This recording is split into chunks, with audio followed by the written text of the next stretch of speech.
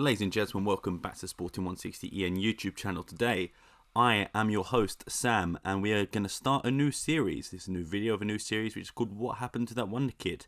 Now, as the title says, we're going to find out what happened to some Wonderkids that either started at Sporting or was at the club at some point and they had high potential, but unfortunately it didn't work out. So the first episode in this series is going to be based on former Liverpool and Sporting Wonderkid, Tiago Ilori. But before we get into the video, guys, we are still running the giveaway of 1,000 subscribers. When we hit that, we're going to give away a sporting jersey of your choice from Roger Verde. We will cover any sort of shipping fees or delivery fees as well. We'll be paying the full thing to you.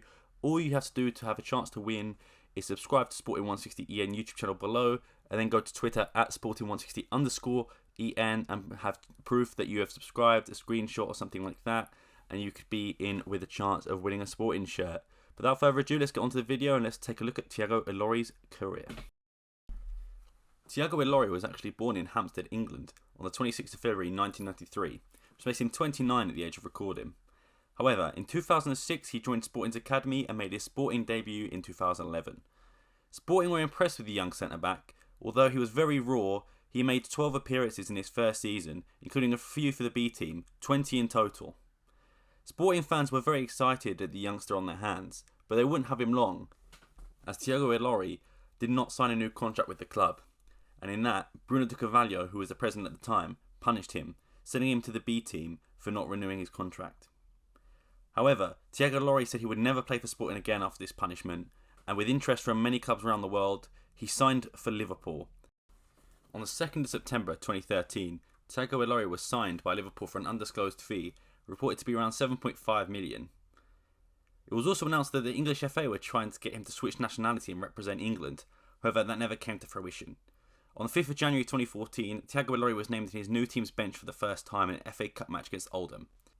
In total, Ilori only made 3 appearances for Liverpool, totaling 287 minutes. Most of his time at Liverpool came for the under-21s, playing a total of 20 games with 1,694 minutes. The dream move did not last long, as 15 days after he was left on the bench against Oldham, he joined Granada on loan. On the 7th of February, Tiago Ilori made his debut for Granada in a 1-0 away defeat to Espanyol. In the following game, he also started and assisted Pitti for the game's only goal against Real Betis. However, nothing came of the loan move, and Ilori was sent back to Liverpool. In the summer of 2014, Liverpool loaned out Tiago Ilori again, this time to the Ligue 1 in France with Bordeaux. It was an unremarkable loan spell, however he did score a goal in his 3rd League 1 appearance, helping to a 1-1 draw against Saint Etienne. However, his time at Bordeaux was also marked with injuries, having a hamstring injury which means he missed 6 games, a knee injury, missing a further 2, and 2 spells of being sick which led to 2 games being missed. Tiago Ilori joined Aston Villa on loan the next season, however he failed to make a single appearance for the club. He was recalled in January by Liverpool's new manager Jurgen Klopp, as Liverpool went through an intense injury crisis, losing their 2 main centre-backs, Martin Scott and Mohamedou Sakho. Ilori did play once for Liverpool in that 2-2 draw against Exeter City in the FA Cup, however he would never play for Liverpool again, as they found a new suitor for him the following summer. Tiago Ilori completed a transfer to Reading, who were in the Championship at the time, on the 18th of January 2017 for a reported £4 million. He made his debut 3 days later, starting in a 3-2 loss to Derby County. However, he finally found his footing at Reading, and many thought he'd finally found his club that could help him develop and hopefully make his way up the divisions. However, he got a few bits of criticism at his time in Reading, getting sent off in the first game of the new campaign in 2017, but his time at Reading proved very good. He was even considered getting a Nigeria call-up at the time due to his parents being of Nigerian descent. However, in 2019, he moved away from his newfound success and returned to his club that he started with and fell out with in Sporting. In extremely surprising, well, not surprising, but definitely baffling decision, Federico Varandas, who is the Sporting president, brought back Tiago Ilori on the 29th of January 2019 for €2 million. He returned, signing a 4.5-year contract, apparently earning £500,000 per year after tax. During most of his spell, he played second fiddle to Sebastian Coates and Jeremy Mateu and was booed when he came back on due to forcing his way out of the club in his first spell.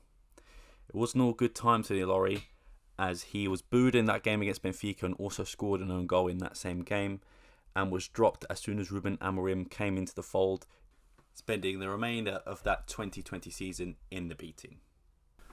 On the winter deadline day on 2021, Ilori moved to Lorient in League One. However, the photo that you're currently seeing suited him well, as he didn't play a single game as he was stuck to the bench the whole season. Lorient obviously sent him back to Sporting the following summer. After failing to secure a permanent move away, Ilori was loaned to Boavista. However, Sporting had tried to get rid of his enormous contract that entire season, but had to pay Boavista to actually take him on loan. Well, they had to pay Ilori's wages whilst he was there. Boavista didn't pay a single penny for Ilori, and he made those appearances, scoring one goal, but it was not enough to get a permanent move, and in the summer of 2022 was sent back to Sporting. This summer, Tiago Ilori joined Pacos de Ferreira on loan with the same deal like it was at Boavista, where Sporting would be paying most of the wages. However, it's been an awful spell for Ilori, only appearing 4 times as Pacos de Ferreira sit bottom of the Premier Liga with 12 points in 21 games. Tiago Ilori has been sent back early from his loan spell, returning to Sporting in January. However, Ruben Amorim has placed him in the B team again, as he does not see a vision for him in his current squad, and it looks like it might be the end of Ilori's time at Sporting. If he can't find another move, it might be a time to rescind his contract, or Sporting will just try and loan him out again. But yeah, that is the end of the clubs that Ilori has joined since his time, beginning at Sporting 2006. As of recording, Tiago Ilori is 29, and these are his career stats. 189 career appearances, 10 clubs played for, and only 15,130 minutes played. In a 12-13 year career, these are awful numbers, and he will never live up to the potential that was once thought of him. He has no one to blame though. He chose awful career moves, and although injuries have hampered him a little bit, those career moves were the ones that really did him in.